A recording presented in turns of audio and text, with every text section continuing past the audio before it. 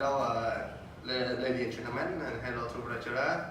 Today I have a very great honor to present you about the political economy or international trade. Here is my crew member. My name is Durasi David, and my critical thinking is number 2 in page 231. In my question, whose interest should be the paramount concern of government trade policy, the interest of producer, business, and their employees, or of the consumer.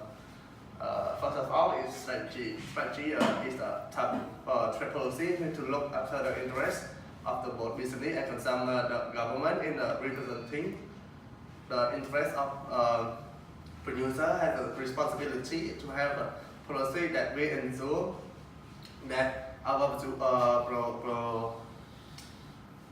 producer we have a competitive advantage in the world market.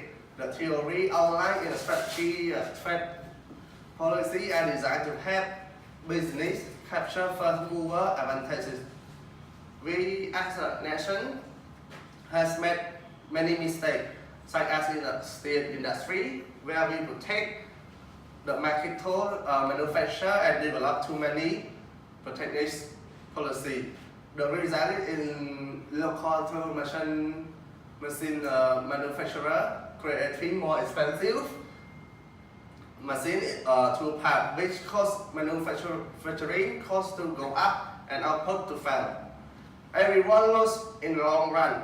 The machine tool manufacturer, the manufacturing industry, and the consumer. This does not mean we do not learn from our mistake. We need to involve in policy making development. The case study outline only choose an example. Small business firms as a very important growing sector and represent growing income for our economy. They will have an entirely different influence on the building policy. In the eye of the book, government intervention can be said effective as it sometimes protect the inefficiency, trade war, and the European cap pertaining to the agriculture was a fiscal for both business and the consumer.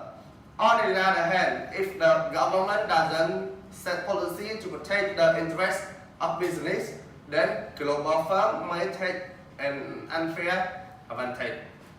As is the case of the steel maker, the steel industry has been very aggressive in bringing anti-dumping action to against the foreign steel maker. They went to the International Trade Commission and filed complaint. The Trade Commission, the International Trade Commission, agreed that levies ranging from 18% to 67% on import of certain steel products from Japan. And finally is a Porter theory.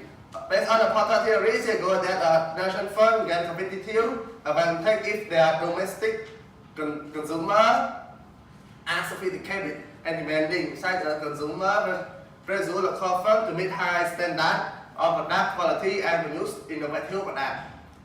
In the case of free trade policy, we benefit the long-term interest of consumer and business. That's all of my presentation, and move on to my teammate. Hello lecturer, hello classmate. Today I would like to present you about the human rights.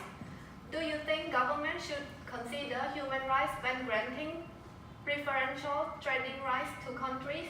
What are the arguments for and against taking such a position?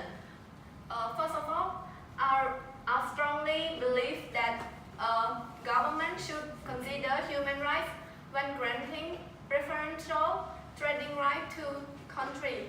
Human rights is an important element of foreign policy for many democracies. Like MFN stands for Most Favored Nation, that allow country to export goods to the United States under favorable terms. MFN rule to import into the United States, the average tariff on Chinese food is 8%, but if MFN can sell, the tariff could be higher up to 40%. Trading partners that are signatory of WTO that can be called World Trade Organization automatically receive MFN status, but China did not join the WTO until 2001. The perception is that China had a poor human rights record. The United States should withhold MFN status until China has an improvement in human rights record. To change China human rights to be better, the trade policy should be used as a strategy to force China to change. Last but not least, other contend that limiting trade with such countries would make matters worse, not better.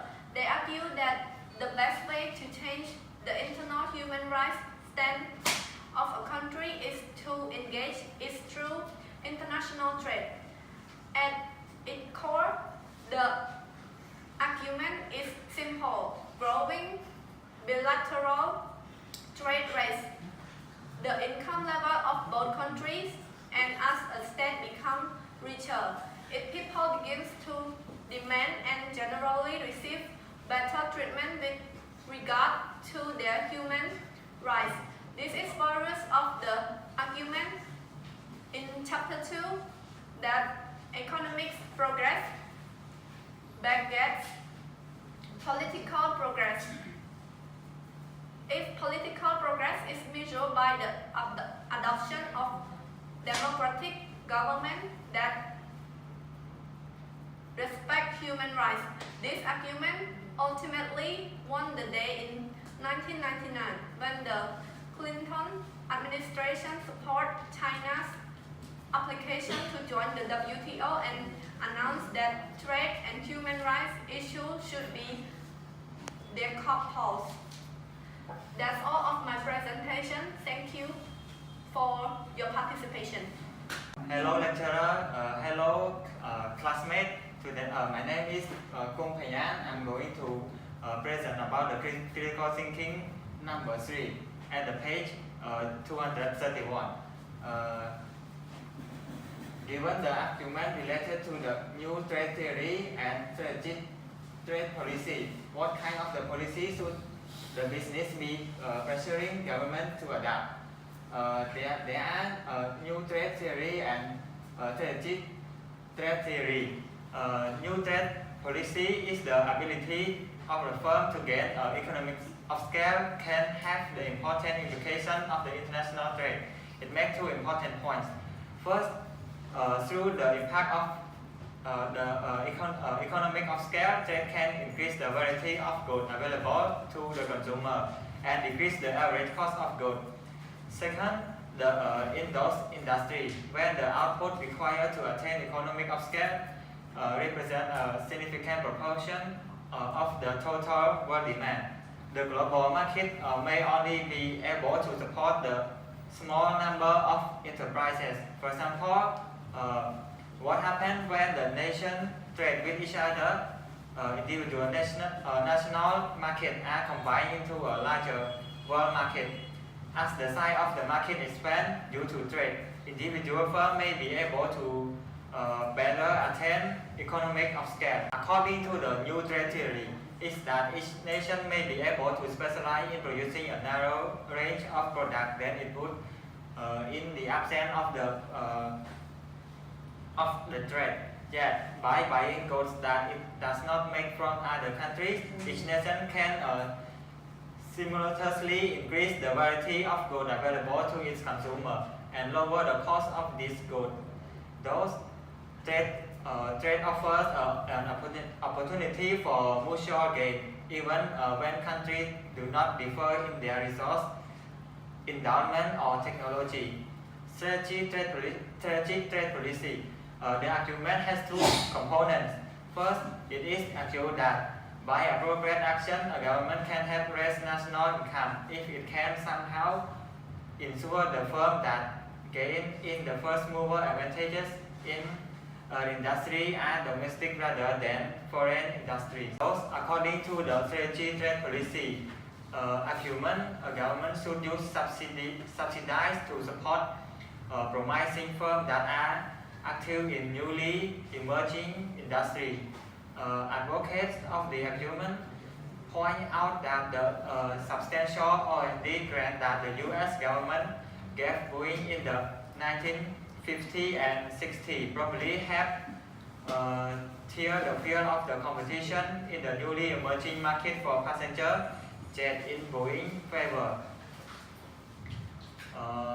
Although the screens were invented in the United States, the Japanese government, in cooperation with major electronic companies, targeted in industry for research support in the late 1970s and early 1980s. The result was that Japanese firms nor U.S. firms subsequently captured first mover advantage in the market. The second component of the strategic trade policy argument is that it might pay a government to intervene in the industry by helping domestic firms overcome the barrier to entry created by foreign firms that have already reaped first mover advantage. This argument underlies government support of Airbus industry. Boeing major competition formed in the 1966 as the consortium of four companies from Great Britain, France, Germany, and Spain. Airbus had less than 5% of the world commercial aircraft market when it began production in the mid-1970s. By 2006, it had increased its size to 45%, strengthening Boeing's long-term dominance of the market. How did the Airbus achieve this? According to the U.S. government, the answer is a $15 billion subsidy from the government of Great Britain, France, Germany, and Spain. Without this subsidy, Airbus would never have been able to break into the world market. Thank you for your participation. Lecturer and everybody, now I would like to present about critical thinking question number 4. It is said that you are an employee of the US firm that will use personal computers in Thailand and that export them to United States and other countries for sale. The personal computers were originally produced in Thailand to take advantage of relatively low labor costs and skilled workforce. Other possible locations considered at the time were Malaysia and Hong Kong.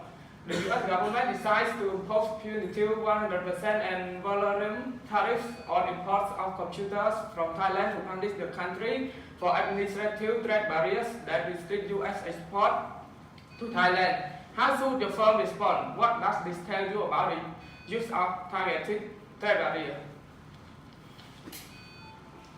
First, tariffs are the most common kinds of barrier to trade. Indeed, one of the purposes of the WTO is to enable the member country to negotiate mutual tariff reductions. Moreover, tariffs is also a policy tool to protect domestic industry by changing the condition under which goods compete in such a way that competitive imports are placed at disadvantage. In point of fact, cursory examination of the tariff rates employed by different countries does seem to indicate that they reflect to a considerable extent the competitiveness of domestic industries. Furthermore, I strongly believe in this topic. For example, if the import tax on technology from Thailand to USA is much higher, we choose another strategy to produce in Thailand, but we don't need to import directly to USA. We should import from the third country, Hong Kong, to USA because the import tax from Hong Kong to USA is lower. That's why we use this strategy instead of setting up a new factory in Hong Kong. It also indicates about the tariff barrier that increase taxes on certain import and raise the price of goods, making import less competitive. That's all for my presentation. Thanks for your paying attention.